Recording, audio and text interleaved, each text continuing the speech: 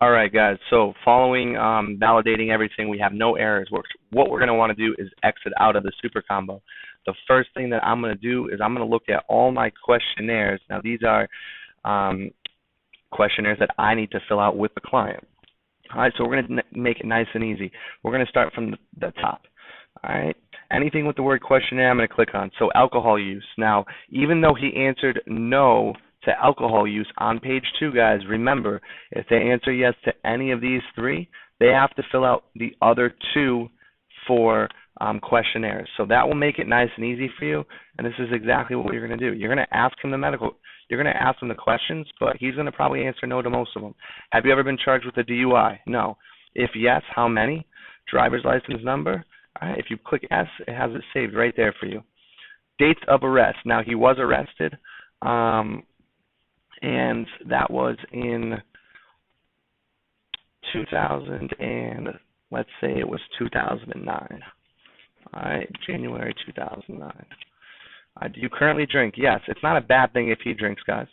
All right, it's actually almost a good thing. If he doesn't drink, there's a problem. That means that he was advised not to drink, and the date of last drink you'd have to put. But circle once or twice a week is not a big deal, guys. Once or twice a month is not a big deal. Almost daily, well, that's pushing it a little bit, but most people it's going to be 1 or 2 times a week anyway. Approximately how many drinks? Maybe he has 3 drinks when he drinks. He's just a casual drinker. Have you ever been received treatment for alcohol use or been a member of AA? No and no. If yes, answer this, but that was no above. If yes to A or B, answer, but that was no above. All right. Do you currently attend meetings? No. If you do, you answer why. Have you ever used street drugs or prescriptions? No. Done. All right. If we click validate, guys, that's not going to give us any errors. Let's say I didn't answer this question. If I click validate, it's still going to say no errors. So that's the validate button does not work on the questionnaires, just as a little side note. All right, but we're going to rifle through the rest of these. Now, this was, he was arrested for, and we're going to put January, as we said on the other one, 20th, 2009. Let's say it was in Boston, Mass, and it was a drunken bar fight, got into a bar fight out of self-defense. Okay. Was he charged? We're going to put no. It was all dropped. Was this a felony? No. Misdemeanor. We're going to put yes, it was a misdemeanor. And aggravated assault? No. Okay. Were you convicted? No. Dates in the sentence? All right. If he was, any time served in jail? No. Prison? No. All right. No. And paroled? No. Date? If so, how long? Probation? No. Date? If so, how long? Paid fine? We're going to say paid a $250 fine. And that would be yes. Excuse me, guys. I haven't filled one of these out in a while, which is a good thing. All right. Any other arrests? No. Done. All right. X out. It's going to save. Driver's license. Now, this is Dylan. The reason it's asking a driver's license for him is even though we put one, it's because we answered yes to driver's license suspended or revoked or arrested. So, have you ever been a licensed driver? Yes. And it says if no, give the reason why. If yes, has it ever been suspended? We're going to put no. If yes, why? If no, why do you currently not have license? Now, we do have a license. The reason why is because of that questionnaire. So we're going to put currently does have license and has had no problems with and has had no problems. All right. Has driver's license that ever been suspended, revoked, or not obtained because of alcohol problems? No. Has driver's license ever been suspended or revoked because of health problems? No.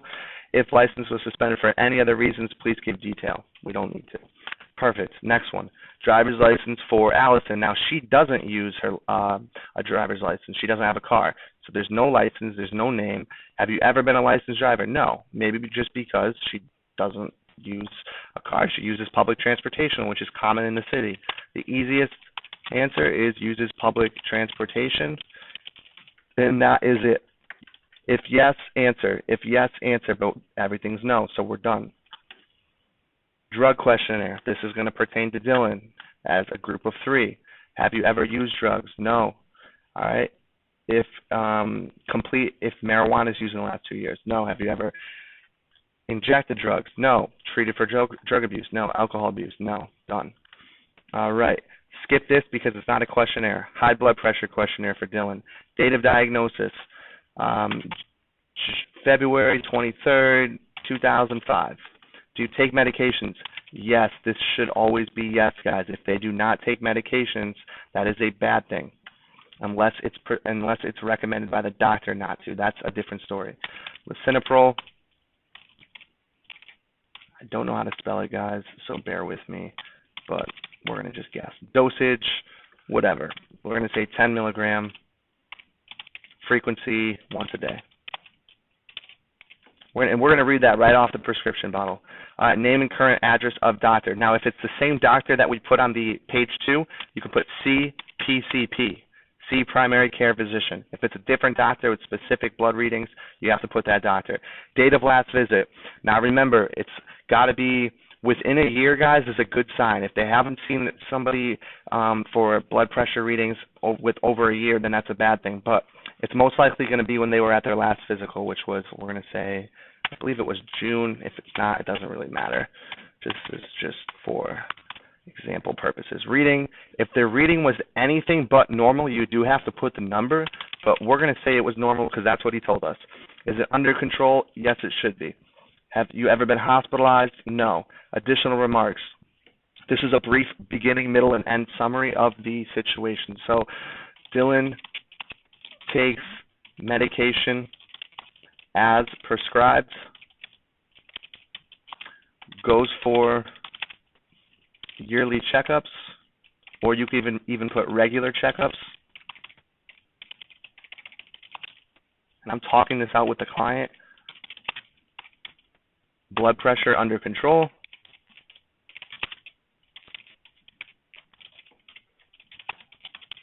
And this does not affect his working life. That is a huge point, guys. The company basically wants to know, does this affect them from their daily activities and working life? If it does, that's a big problem, guys. That's a big red flag. But most situations it's not, especially high blood pressure, so that's done. Now, we're going to look at the respiratory questionnaire. This was for Cody, asthma. When was he diagnosed? Well, maybe he was diagnosed in springtime of 2016. Does he take medications daily? No, only when he has a problem. Yes.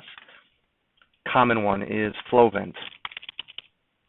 Dosage is always 90 mcg, and frequency as needed. 2 puffs as needed, whatever the bottle says. Facility, the name and address. Now, we didn't put that on the page 2 of the super combo, so this is something that we have to put. Dr. Let's say Dr. Jones at Boston Children's Medical Center. And we have to put the address, 880 Washington Street, Boston, Mass. 02114. Date of last attack or episode. If he hasn't had an attack or episode and everything's under control, you can just put when he was diagnosed. So let's just say that we're going to do that. How often does he have an attack? Seasonally, if it's, as needed, and if it's just on rare occasions. Has he ever been hospitalized? No. If hospitalized and it's within a year of writing the application, that is an auto decline. You have to wait until after a year. That's a quick side note. Have you ever received emergency treatment? No. If you did, the facility, and I hope he doesn't smoke because he's a kid. All right, that's that. Now, the residency addendums, I'm going to skip these because we didn't put skip the social security number just for format purposes, not putting a real one in there, but this is if you had a person who did not have a social. They had a green card. They had an IT number. This is what you can, what the residency addendum would look like, and you'd fill out. And this one would be for Allison, and the other one here would be for Dylan. That's just a quick little side note. But we're going to act as if it's not there. All right, so we have completed all the questionnaires. The next thing that I do is I open my oral specimen. Now, this is for Allison. All right, I'm going to type in the number that's on the oral swab that I will show you, but 80, whatever it is, blah, blah, blah. Okay. Now, this is when I specifically open up the oral swab. I get her to put it in her mouth, sign the paperwork, fill out the paperwork, and make sure that that's being completed. As you can see, there's not one for Dylan because the computer did not recommend one. Now, he is not a smoker, guys, and this seems to be a EAP glitch. What I would do in this specific situation is I would add a oral specimen. So we're going to add one. This is actually perfect that this is happening. Add, and it is going to be an other, I believe. And if we go down, oral specimen, we can add. And that oral specimen is going to be for, and we add Duckworth Dylan, comma Dylan. And we're going to put whatever the number is. Perfect. Now, the reason I say that it should be for him because he doesn't smoke. If you don't smoke, you always have to have one. I would have almost thought that Allison wouldn't have one. But because of the coverage she's applying for a lot. That's the reason why. So we just want to make sure. That's typically never going to happen, guys, but that's how you would do it. So I'm glad you saw that. Now, as they're filling out the oral specimen paperwork, this is when I have to open up the rest of my applications. All right. Now, see these little green glasses that were opened up? That means that we physically looked at the questionnaire and application as an agent. All right. So while they're filling out their oral swab paperwork, I can just do this really quickly. Open, close. Open, close. I don't need to read through this. This is just a lot of unnecessary information that we can summarize to the client as they're signing it. But in order to lock the application, I have to open and close and get a green glasses for all these. All right, as you can see, everything is completed. By that point, the oral swabs are completed. I sign the oral swabs, seal those up. Now, this is when I'm going to open Super Combo back up, take a quick look at everything, just make sure there's nothing missing, because once I click next over here, it locks everything up.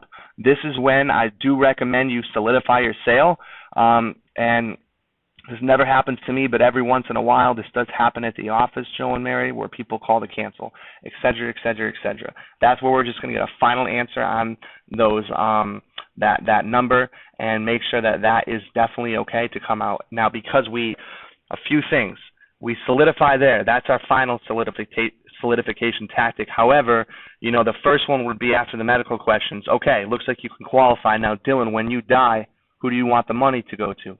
That's one. Right? That's a solidification. I'm gut checking them. I'm bringing this to reality. Number two is, all right, the first payment's going to come out tomorrow, guys. I'm giving them that reality. That's solidification. That final solidification script is what you'd want to do before you solidify signing everything and closing it up, okay? So that's that. Now what we do is everything's completed. Green glass is completed. We're going to click next. And this is going to lock up the application, and that's going to complete this video, guys. As you can see, it's going to load right here. It's going to shake a little bit. The screen's going to, you'll see, just give it 1 second. All right, there it goes. And anything that we have to sign is going to be unchecked. Anything that we don't have to sign will have a green check mark, as you will see in 1 second. Now, because there's quite a few forms, complete. All right, and this is exactly what I was waiting for. That is perfect why I wanted to do this. All right, so I purposely left this not filled out. This was because she was hospitalized for a car accident. All right, I purposely left this blank. As you can see, it doesn't let me continue. All right, so we're going to give a quick little summary. All right, was in the hospital for a broken arm due to a car accident.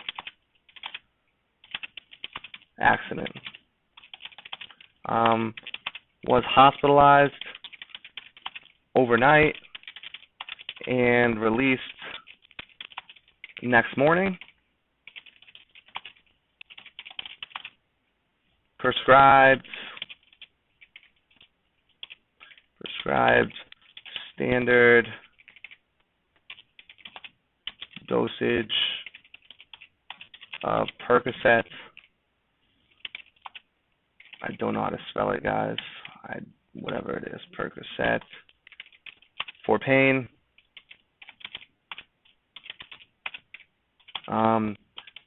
No problems have occurred and does not affect her lifestyle. Done. Date. When did this happen, Allison? Oh, May of 2010. Great. Were you hospitalized? Yeah, you were. How long? One night. Nope, don't want to do that. One night. Physician, Dr. Johnson, and you were at Boston Medical. Perfect. All right. Medical Center. Boston Med Center. Address. I believe it is 1 Boston Medical Center place. Boston Medical Center. Sometimes you do need to continue with those long addresses, which isn't bad. I'm gonna, this is what I'm gonna do. I'm gonna show you just like this: Medical Center place, and you can just put dot to continued. Okay, city, Boston, state, Massachusetts, 02114, and if you have to Google it, you Google it. Phone number, whatever, 617-569-8000, whatever it is. All right, perfect. So that's that, guys. Any other medical conditions that maybe she had, anything else, guys? Wisdom teeth taken out. She was prescribed medication. It's going to come up on the medical record, so you do want to put it specifically within the last 5 years. So now we've done that. Now we've completed that, and that's going to conclude the end of this video, guys. All right, and follow along for the next.